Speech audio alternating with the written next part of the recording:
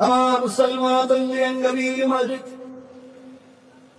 रसूल पाक सल्लल्लाहु अलैहि वसल्लम इंतकाल करले दुनिया जमीने যদি বিখায় হয়ে যায় ইসলামের আস্থায় হয়ে যায় মানুষ যেমন শান্তিতে থাকবে কোথায় দেখে রসুলের ইন্তেকালের পরে সিদ্দিক আকবর রাদিয়াল্লাহু তাআলা খলিফা ছিলেন। আল্লাহ রাসূল দুনিয়া জমিনে নাই রাষ্ট্রের প্রধান খলিফা সিদ্দিক আকবর এই রাষ্ট্রের প্রধান বিচারপতি চিফ জাস্টিস হযরত ওমর আর এই রাষ্ট্রের প্রধান পরামর্শদাতা উপদেষ্টা হযরত আলী রাদিয়াল্লাহু ওসমান। চমৎকার হয়ে দেশ তোকে কতগুলো সময় হযরত সিদ্দিক আকবর ফজরের সালাত পড়ে মসজিদে বসেন। এমন সময়ে হযরত ওসমান চলে এসেছে। ওসমান এসে যার দিয়ে বলছেন সেই কতুল মুসলিমিন আমিরুল মুমিনিন সিদ্দিক আকবর আপনার কাছে আমি এটা কথা জানতে চাই। সিদ্দিক আকবর বলেন তো মদিনার মধ্যে রাষ্ট্র আল্লাহ রাসূলের কোরআনে কি দিয়েছেন? সিদ্দিক আকবর বলছেন ওসমানকে আল্লাহ রাসূলের বেতাল করেছেন আমি তো রাষ্ট্র চালাইবো আল্লাহ রাসূলের সুন্নাত দিয়া। ওসমান কি বলছেন? আবু বকর কথা যদি সত্য হয় আমি জানতে চাই যে রাষ্ট্রের কোরআন দিয়া চলে যে রাষ্ট্রের কোরআন সংবিধান কোরআন ওই রাষ্ট্রের যদি একজন নাগরিক রাখতে মারা যায় আল্লাহর ওই আপনাকে জবাব দিয়ে করতে হবে। আবু বকর দাঁড়িয়ে গেলেন চুকের পয়সা দিয়ে আর ডাকিয়া বলছেন ওসমান যে রাষ্ট্র কোরআন দিয়া চলে এই রাষ্ট্রের একজন নাগরিক যদি নাতে মারা যায় তার কথা তো অনেক করে এই রাষ্ট্রের একটা বিড়াল যদি নাতে মারা যায় একটা কুকুরও যদি বিনা চিকিৎসায় মারা যায় আল্লাহর আদালতে খলিফাতে জবাবদিহি করা লাগবে।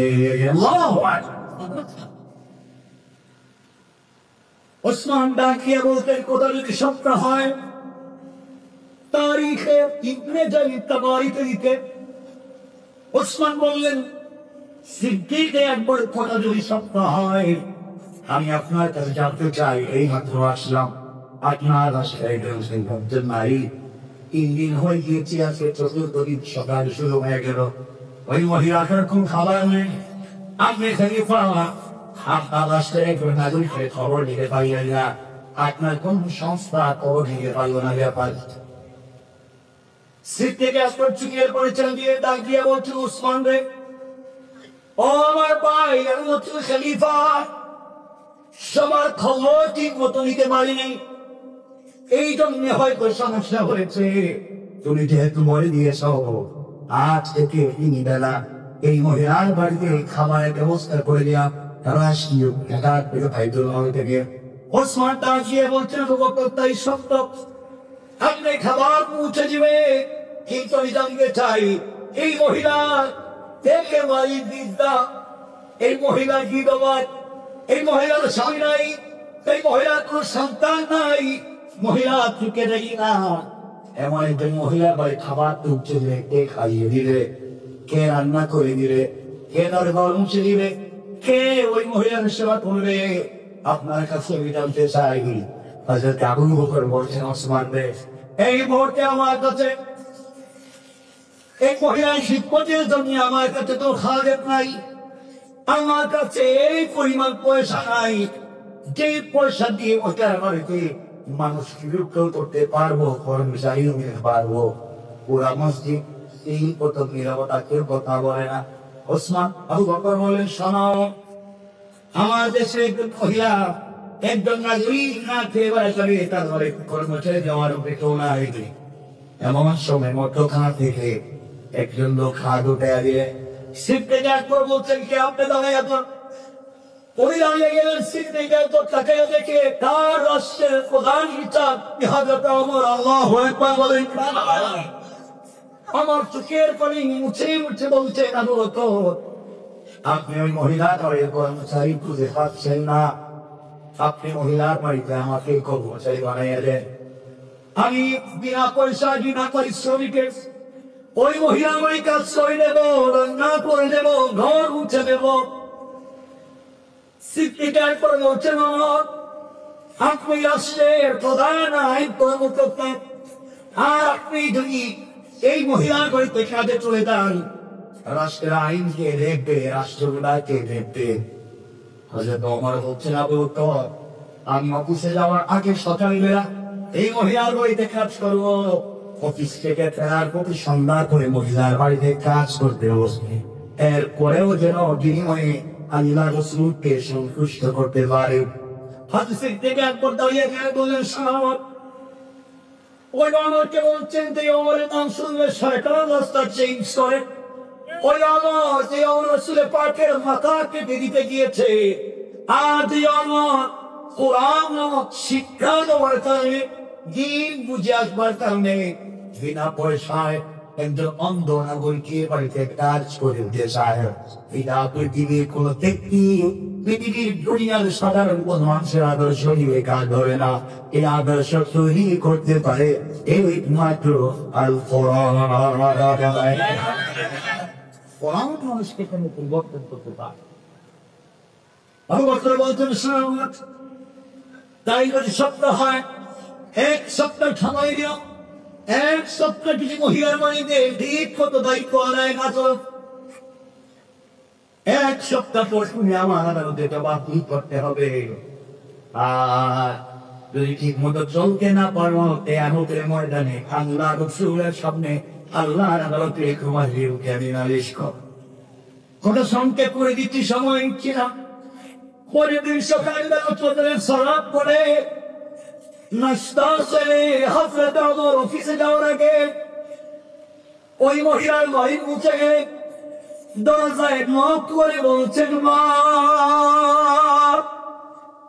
আমি আপনার বাড়ি নির্ধারিত খাদেম, রাষ্ট্রের পক্ষ থেকে আমাকে চাকরি দিয়েছে, বলেন আপনার কি করে দেওয়া লাগবে, রান্না করে দেওয়া লাগবে কিনা, ঘর মুছে দেওয়া লাগবে কিনা জানতে চাই। দলের ভিতর থেকে একজন মহিলা ডাক দিয়ে বলছেন, যুবককে তোমাকে চিনতে পারলাম না।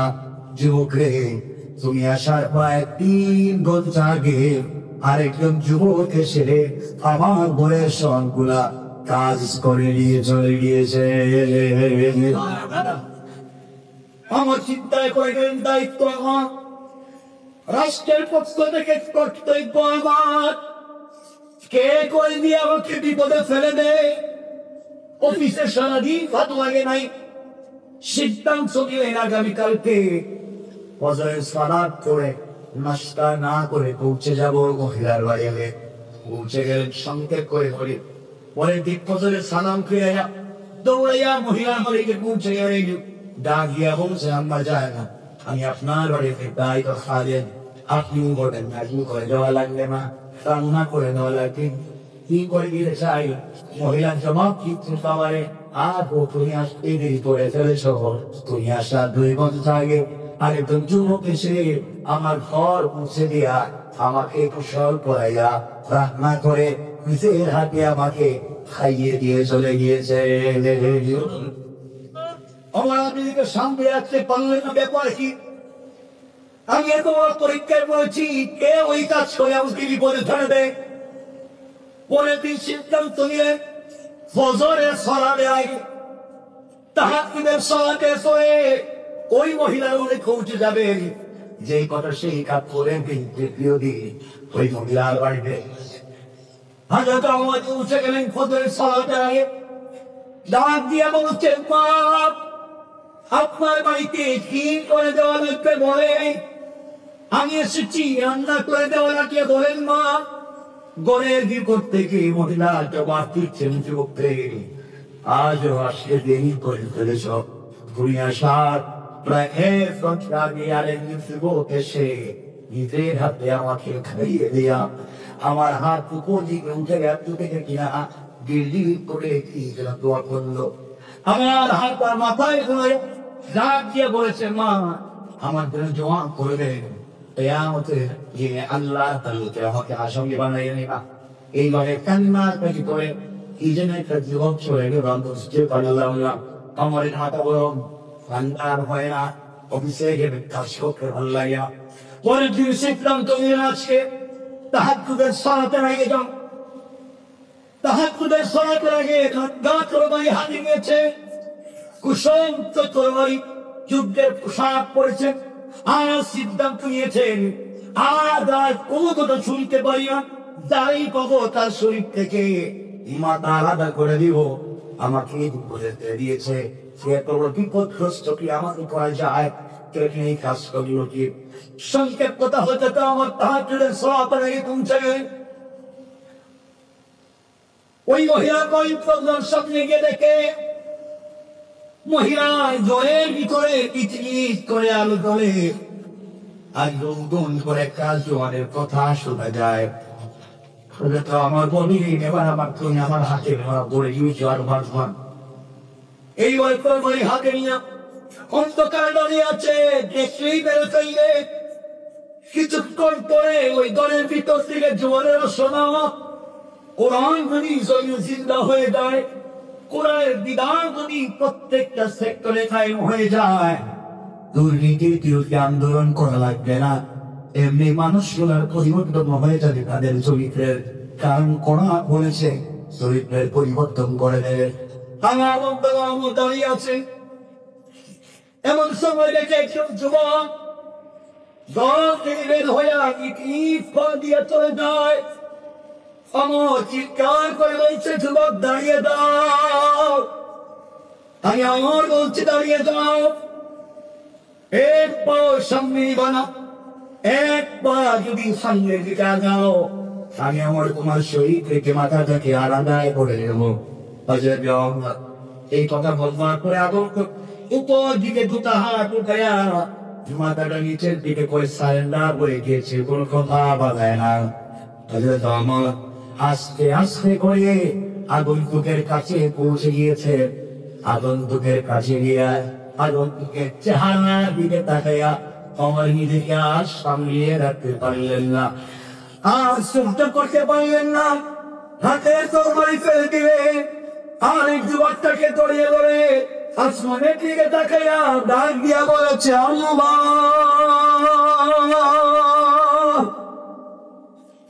কারে আমি সঙ্গে দেখি কে সে? আমার তাকে দেখে যে লোকটা সামনে দাঁড়াইয়া চোখে পঞ্চে দিয়া হাত উপর দিকে উঠাইয়া সান্ডাল হয়ে দাঁড়িয়ে আছে, সে আর না সিংহের মদিনার রাষ্ট্রের খলিফা হযরত আবু বকর। আল্লাহ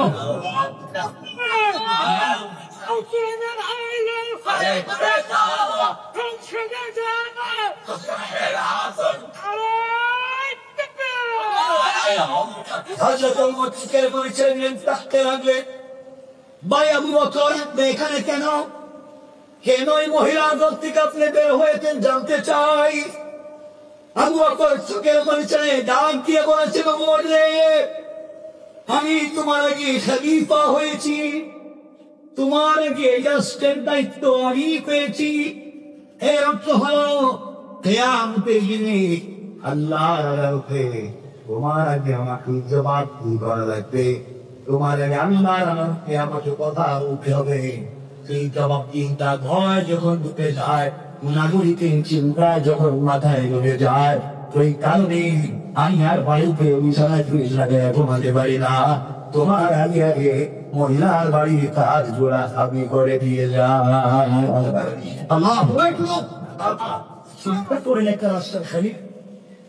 কি পরিমাণ বিবেক হতে পেরেছে? কে বানিয়েছে? আর কোরআনের শিক্ষাই পরিবর্তিত। আমার আনন্দ মোহাম্মদটাকে দেখুন পায়ের মধ্যে জুতো নাই, ডাক দিয়ে বলছে আবু বকর তোমার পায়ে জুতো নাই কেন বলো? আবু বকর ডাক দিয়ে বলছে ভাই রে আমি রাষ্ট্রের খলিফা, এতে কোনো সন্দেহ নাই, চামড়ার জুতা পরবার মতো পয়সা হবে না। আমি একটা কাঠের খড়মের জুতা পরি, গভীর দৈর্ঘ্য জুতা পরে মদিনার রাস্তায় যে পাথরের শক্ত রাস্তা দিয়ে থাকি, খট খট আওয়াজ হবে, মানুষের ভোগ রেখে যাবে, সাধারণ মানুষের ইবাদত নষ্ট হবে। এই জন্য আমি খলিফা পায়ের জুতা নেই। একটা রাষ্ট্রের খলিফা চামড়া জুতা পরবার মতো পয়সা নাই, আর আমাদের দেশের মানুষেরা জনগণের টাকা মেরে বিদেশে তারা হাজার করে বাড়ি ঘটো বানায়। এই জন্য আল্লাহ বলেছেন কিতাবুন أنزلناه إليك لتخرج الناس من الظلمات إلى النور তোমার কাছে অনেক কিতাব দিয়েছি, সেই কিতাবের খাওয়াই কোরআন, ওটাকে যদি ইনস্টল করে সমাজে চতুর্দিকে লাগিয়ে দেওয়া যায়, অন্ধকার থাকবে না, আলোকিত করে দিবে। আওয়াজ করে মাইকে, আওয়াজ করে মাইকে। তাহলে একত্রের আলোচনা থেকে বলতে চাই না, কোরআন যদি সকল জায়গায় পৌঁছে যায়, দিন যদি জিন্দা হয়ে যায়, সমাজে শয়তানি থাকবে, নাফরমানি থাকবে, চুরিদারি থাকবে, সন্ত্রাসী থাকবে। সুতরাং আমরা পরিষ্কার করে বলতে চাই, আমরা এই প্রজন্মের জওয়ান, আমরা এই প্রজন্মের জওয়ান যারা আমাদেরকে সন্ত্রাস আর জঙ্গি সাজাতে চায়। মনে রাখবে, এই দেশের ইসলামী অভিযোগের তৈরিয়া সন্ত্রাস আর জঙ্গি হয় না,